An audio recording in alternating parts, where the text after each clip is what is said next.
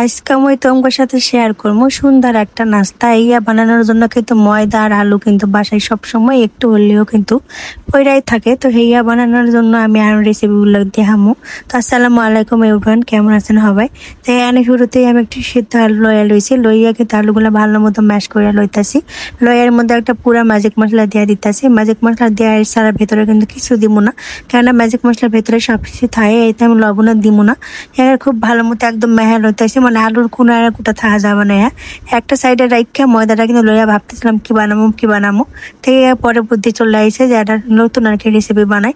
তাই এর জন্য একটা বাটি লইছি, বাটির মধ্যে আমি কিছুটা ময়দা লইয়া লইতেছি। আমি কিন্তু পরিমাপ করে লই না, নিজের চোখা আন্দাজে আর কি লইছি। কিছুটা সাদা তেল দিয়ে দিতেছি, এতে করে খাইতে আর কি বেশি ভালো লাগবে। কিছুটা লবণ দিয়ে পানি দেয়া কিন্তু ভালো মতো মাইখা কিন্তু আমি এখানে আর কি মাইখাটা এখানে নিতেছি। একদম এরকম করে নিলে আর কি নরম হয়ে আসে আর খুব সহজেই কিন্তু বানানো যায়। তো যাই হোক, এখানে এখন আমি একটা পাতলা রুটি বানাইলাম, যদিও রুটি অত ভালো বানাইতে পারি না। তো একদম বড় করে একদম পাতলা করে কিন্তু বানা লইতে হবে। এটা পাতলা আমি দেখা দিতেছি। তারপরে এখানে যে ভর্তাটা বানাই রাখছিলাম শুধুমাত্র আলু আর ম্যাজিক মশলা হইয়া কিন্তু দিয়ে পাতলা করে খুব ভালো মতো পুরো রুটি কিন্তু দিয়ে নেবো। লইয়া একটা ভাজতে হইয়া কিন্তু দিব। হ্যাঁ, কিন্তু আপনারা দেখতেই পাইতেছেন। দিয়া কিন্তু একটা পিজা কাটা দিয়ে খুব ভালো মতো কাইটা লমু। হ্যাঁ, কিন্তু নাইফ দিয়ে কাটা যাবে, তো আমার হাতের কাছে গিয়েছিল, তো এরিয়া দিয়ে আমি কাইটা লইছি।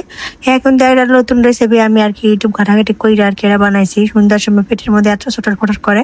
হ্যাঁ, খাওয়ার জন্য আর কি নতুন নতুন রেসিপিগুলো আপনার লগে আর কি ট্রাই করি।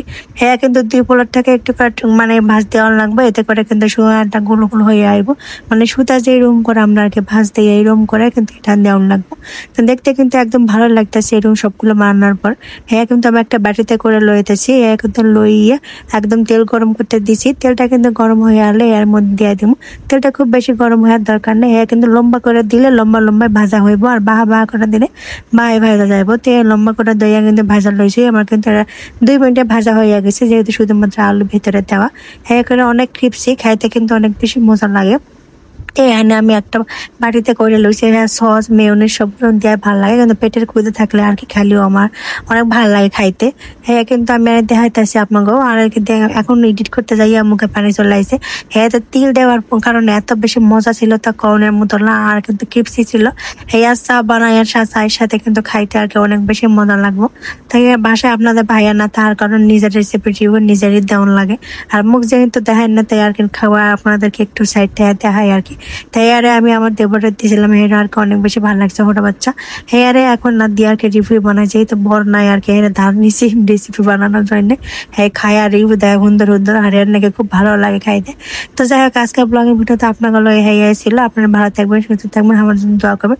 আল্লাহ হাফেজ।